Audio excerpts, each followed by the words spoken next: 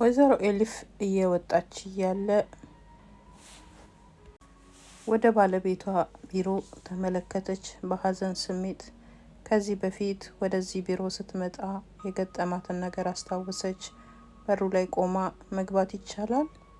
ኤሊፍ፣ የኔ ኤሊፍ ብሎ ሲናገራት፣ አይ የምረብሽ ከሆነ እንዳልገባ አለችው እየሳቀች።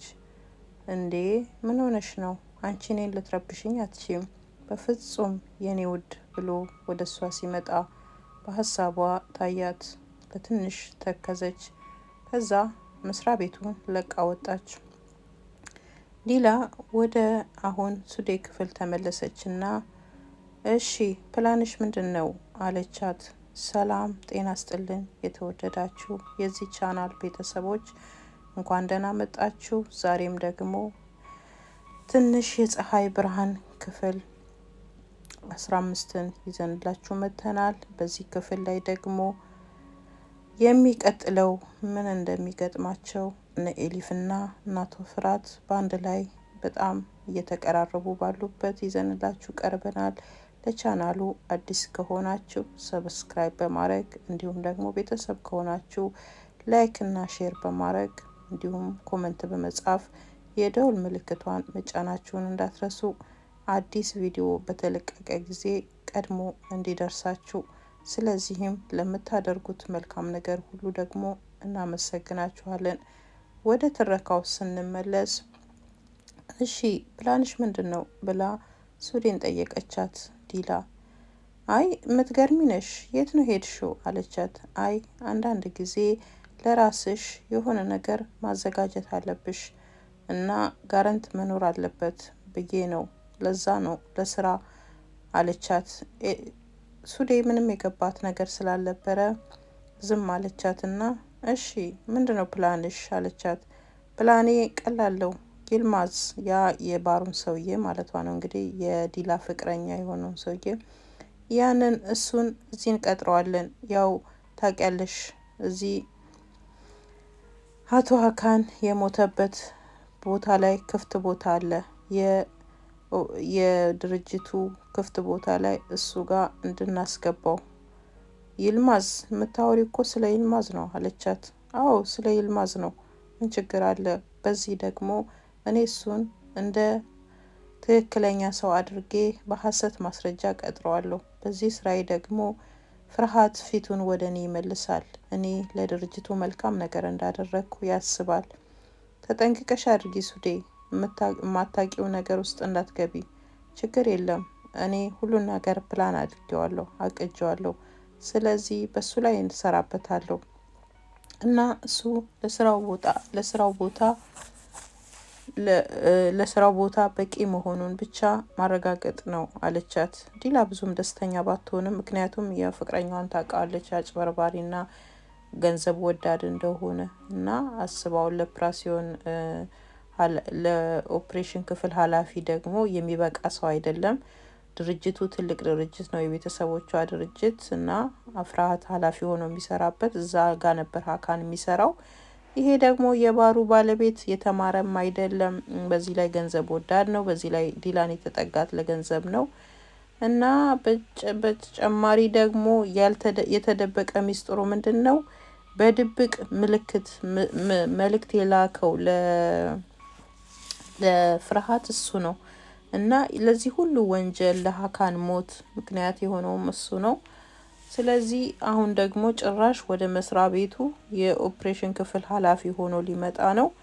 ዲላ በዚህ ደስተኛ አይደለችም፣ ግን ያው ሱዴ ስላለቻት፣ ያው ዲላ ደግሞ በአይምሯ የምትጠቀም ልጅ አይደለችም። አንዳንድ ጊዜ አስተሳሰቧ ወጣ ያለና ያው ትንሽ የሳይኮሎጂ ችግር ስላለባት እንደምታደርጊው አድርጌ በሚል ዝም አለቻት። ኤሊፍ መስሪያ ቤቷ ደረሰች እና ፎሊያ ተቀበለቻት። ኤሊፍ በሰላም እንኳን መጣሽ።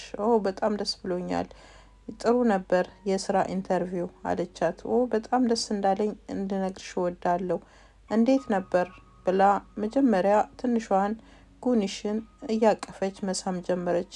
ቀስ በይ ውዴ፣ መታመሟ እንዳትዘነጊ፣ ሆዷን እንዳያማት አለቻት።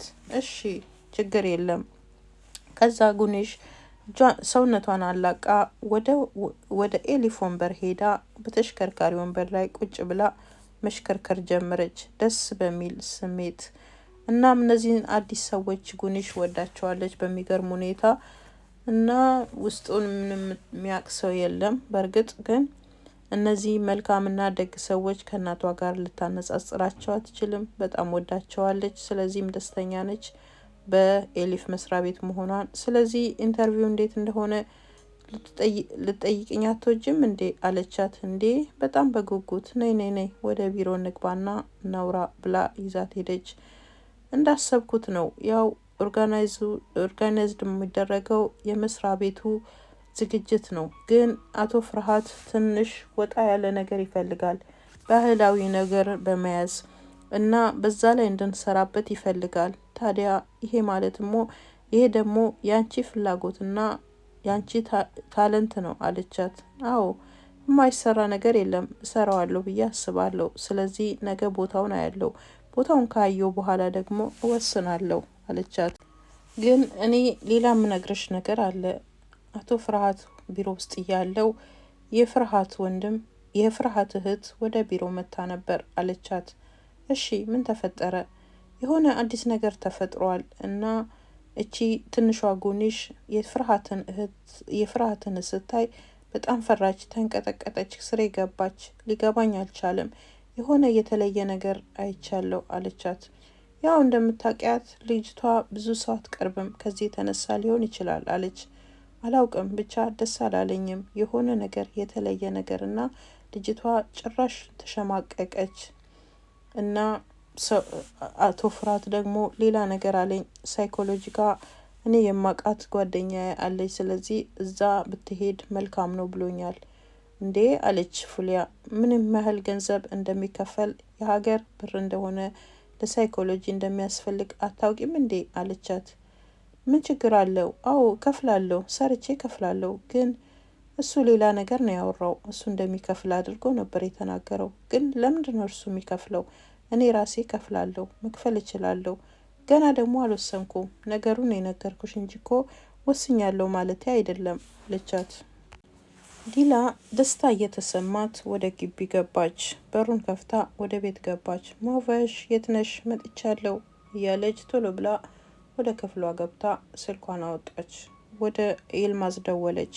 ወደዛ ወደ ባሩ ሰውዬ ወደ ፍቅረኛዋ ማለት ነው ደወለች እና ፍቅሬ አለችው። የኔ ውድ ተባባሉ። ከዛ እንግዲያውስ ምንድነው? ምን አዲስ ነገር አለ አላት። አዲስ ነገር አለ። በጣም በሚገርም ሁኔታ መስሪያ ቤታችን ውስጥ ኃላፊ ሆነህ ልትቀጠር ነው። ምን አይነት ኃላፊነት? አልገባኝም። በእናትሽ ነው ወይስ በወንድምሽ? በቃ ከእናቴም ከወንድሜም የሚበልጥ መንገድ ተገኝቶልሃል እኮ እያልኩህ ነው። ትቀጠራለህ ኃላፊ ሆነ ሰምተሃል የምልህን አለች። ድንገት አይኗ ወደ ቁምሳጥኗ ሎከር ፎቶን ወደ ደበቀችበት አቅጣጫ ስትመለከት ሁኔታው የተንቀሳቀሰ እንደሆነ አየች። ስልኳን አቋርጣ ደንግጣ ወደ ኋላዋ ዞረች።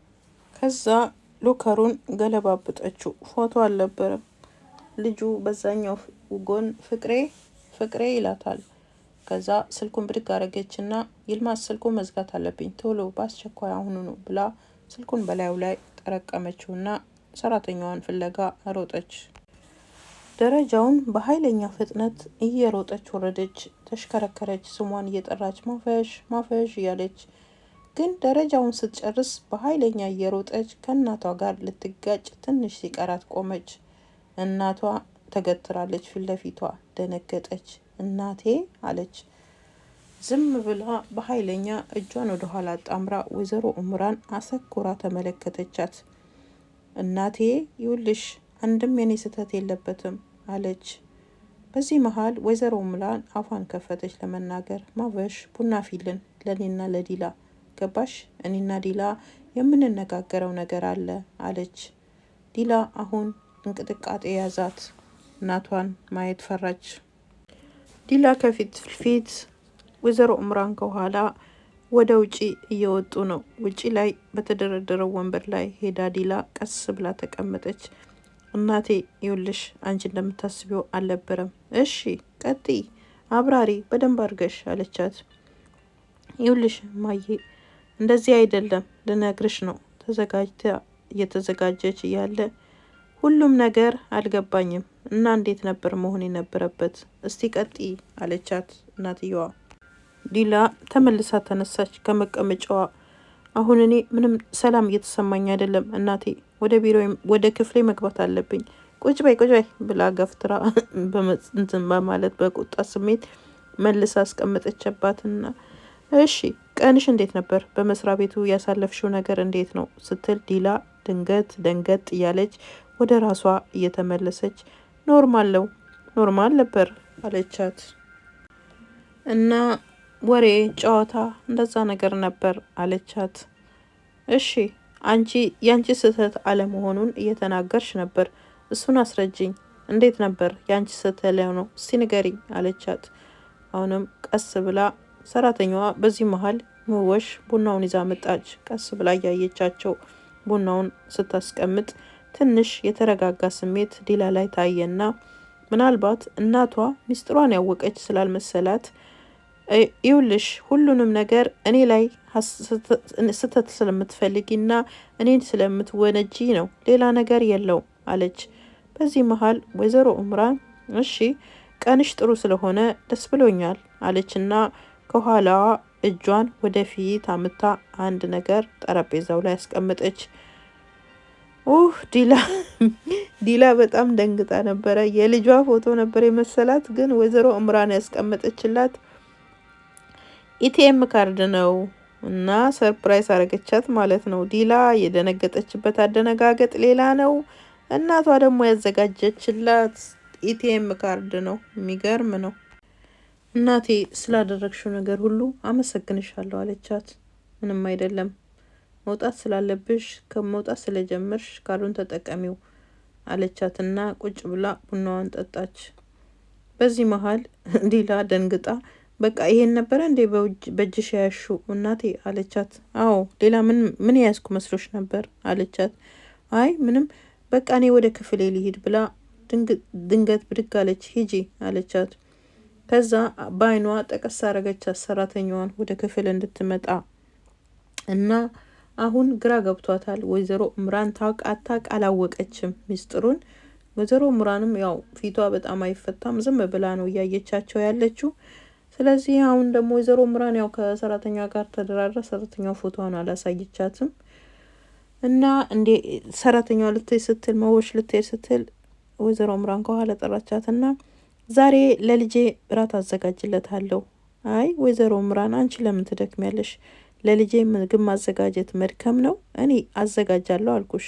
ደስ የሚልና ትኩስ ደስ ያለ ወልጄ የሚወደውን አይነት ምግብ እኔ ሰራለታለሁ ዛሬ ገባሽ አለቻት። እንግዲህ ሰራተኛዋ ተንኮል እንዳለበት አውቃለች። ያው ዞሮ ግን ምንም እንትን አላለችም። እሺ ብላት እንትን እያለች ነው። ቢሮ ወደ መስሪያ ቤቱ ሱዴ ከስራ እየወጣች ነው። አልበር ከኋላ ተከትሎት ዛሬ ቡና ልጋብዝሽ እፈልጋለሁ አላት። አይ አልፈልግም አልፐር አለችው። እሷ ምክንያቱም ትኩረቷ ያለው ፍርሃት ላይ ነው እንጂ አልፐር ላይ አይደለም። አልፐር ደግሞ ሱዴን ይወዳታል። ስለዚህ ምን አላት?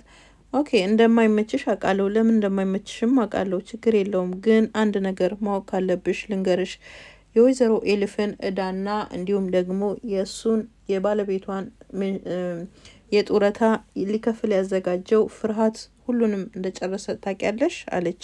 ደንገጥ አለችና አውቃለሁ ሁሉንም እኔ አይደል ነው እንዲያስተላለፍኩልህ አለችው። አይ ምናልባት ማወቅ አለብሽ ብዬ ስላሰብኩ ነው። ለምን ፍርሃት ይሄንን አደረገ ብለሽ በአይምሮሽ እንድትይጂ ነው አላት። ስለዚህ ሱዴ አሁን የሚያናድድ ነገር ገጥሟታል። ፍርሃት ወደ ኤሊፍ ያዘነበለ ከመሰላት የበለጠ ልትናደድ ትችላለች ማለት ነው። እንግዲህ በቀጣይ ደግሞ ትንሽ የፀሐይ ብርሃን ኤሊፍ፣ ጉኒሽና ፍርሃት እንዲሁም ዲላና እናቷ ምን ይገጥማቸዋል በቀጣይ የምንመለከተው ይሆናል። ለዛሬ ጤና ስጥልን፣ በዚሁ እናበቃለን የዛሬውን።